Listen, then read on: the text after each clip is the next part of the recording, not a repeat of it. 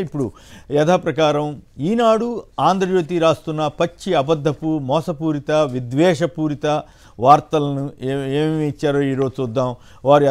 వారు ఆంధ్రప్రదేశ్పై నిత్యం రోధిస్తూ ఆంధ్రప్రదేశ్కి శాపంగా మారినటువంటి ఆ పత్రికలు రెండు ఇప్పుడేమి రాస్తున్నాయో చూడండి. వాలంటీర్లకు సంబంధించి వారే అడ్డుకుంటూ నెపం టీడీపై నెట్టివేస్తూ ఇంటింటికి పింఛన్ల పంపిణీపై వైకాపా కుట్రంట.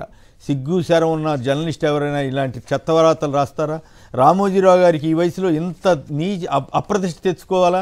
ఏం బాగుకుంటాడని ఇట్లాంటి అబద్ధాలు రాయటం ద్వారా వాస్తవం ఏమిటి అందరికీ తెలుసు కదా.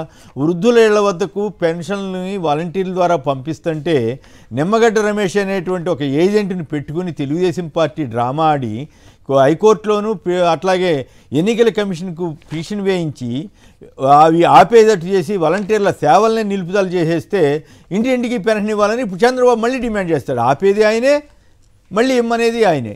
ఏమి విడ్డూరం అండి ఇది, ఎంత నీచం అండి. అన్నిట్లోనూ ఇదే డబుల్ టంగ్. తెలంగాణ ఇవ్వాలనేది ఆయనే, వద్దనేది ఆయనే. అట్లాగే అన్నీ మద్య నిషేధం కావాలనేది ఆయనే, వద్దనేది ఆయనే. మద్యం తాగిస్తాననేది ఆయనే, మద్యం తాగుతున్నారో తమ్ముళ్ళు అనేది. అన్ని రకాలుగా రెండు డబుల్ టంగుని ఆయనతో పాటు రామోజీ ఇద్దరు పోటీపడి వాళ్ళు అబద్ధాలు రాస్తారు, ఈయన చదువుతాడు, ఈయన చెబుతాడు, వాళ్ళు రాస్తారు. ఈ రకంగా అయిపోయింది. వృద్ధుల ఇళ్లకు పెన్షన్ రాకుండా అడ్డుకున్నది ఈనాడు, ఆంధ్రజ్యోతి, టీడీపీ, జనసేన పార్టీలే.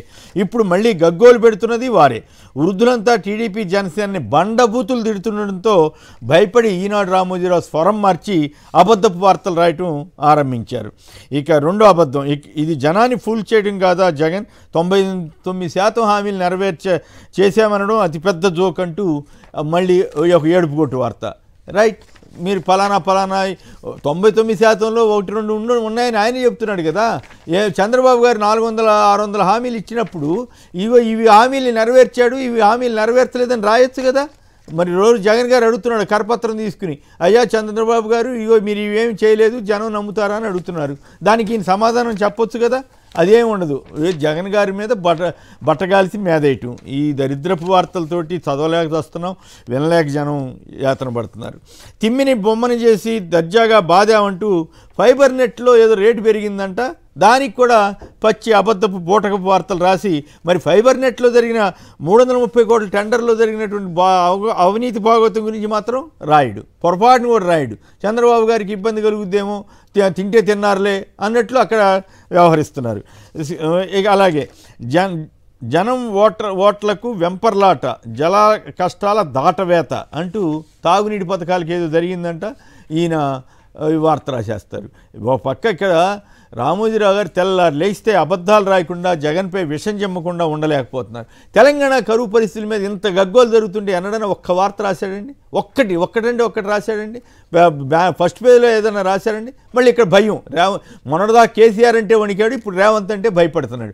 ఇద్దరికి భయం చేసి చివరికి వీళ్ళని కూడా ముంచుతాడు. అక్కడ చంద్రబాబుని ముంచినట్లే రామోజీరావు రాధాకృష్ణ కలిసి ఇక్కడ రేవంత్ని కూడా అదే పరిస్థితి ఎదురవుతుంది. వాస్తవాలు రాస్తే ఎవరు తప్పుపట్టరు, కానీ ఇట్లాంటి ఏపీ వరకు వచ్చేసరికి పచ్చి అబద్ధపు వార్తలు రాస్తూ ఇలాంటి వికృతానందం పొందుతున్నారు వాళ్ళు. యువత కళలపై జగన్ బండరాయి, తాడిపత్రిలో గ్రానైట్ పరిశ్రమ మోత అంటూ మరో దరిద్రపు కొట్టు వార్త రాశాడు. ఏ పరిశ్రమైనా ప్రభుత్వాల వల్ల మూతపడతాయా, లేదా ప్రభుత్వాల వల్లే సక్సెస్ఫుల్గా నడిచిపోతాయా? మరి చంద్రబాబు టైంలో వేలాది పరిశ్రమలు మూతపడినాయి. ఆయనే ఏకంగా 54 కార్పొరేషన్లు మూసేశాడు కదా, అప్పుడు ఎందుకు రాయలేదు? అప్పుడు మాత్రం బ్రహ్మాండం, అసలు చాలా గొప్ప విషయం అని రాసావు కదా. మరి ఇప్పుడేమో ఇట్లాంటి వార్తలు రాస్తారు. వేల కోట్ల రూపాయలు బకాయి పెట్టి చంద్రబాబు వదిలేసిన షుగర్ ఫ్యాక్టరీలను, స్పిన్నింగ్ మిల్లుల్ని, గ్రానైట్ పరిశ్రమల్ని, పాల డైరీలని జగన్ ప్రభుత్వంలో మళ్ళీ తెరిపిస్తే ఇప్పుడు ఈ రకమైనటువంటి చెత్త వార్తలు రాస్తున్నాడు. చంద్రబాబు హయాంలో మూతపడిన 7000 పరిశ్రమలు మళ్ళీ తెరుచుకోవడానికి జగన్ ప్రభుత్వమే కదా కారణం, కాదని చెప్పగలరా? ఇలా ఒకటి కాదండి, అబ్బబ్బబ్బబ్బా రోజు ఇదే దరిద్రం అయిపోయిందండి.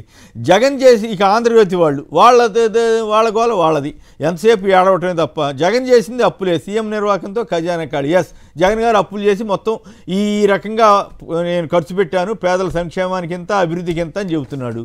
మరి ఇప్పుడు చంద్రబాబు 2.5 లక్షల కోట్లు చేశాడు కదా అప్పు, అది ఏని చేశాడో చెప్పొచ్చు కదా. అది చెప్పడు, మళ్ళీ అది చెప్పకుండా పచ్చి అబద్ధాలు రాయటం, జగన్ మీద పడి ఏడవటం. ఇదే గొడవ అయిపోయింది. దీంతో ఈ న్యూసెన్స్ని మరి కొంతకాలం భరించక తప్పదు, మరి మరో 42 రోజులు ఈ బాధ పడక తప్పదు.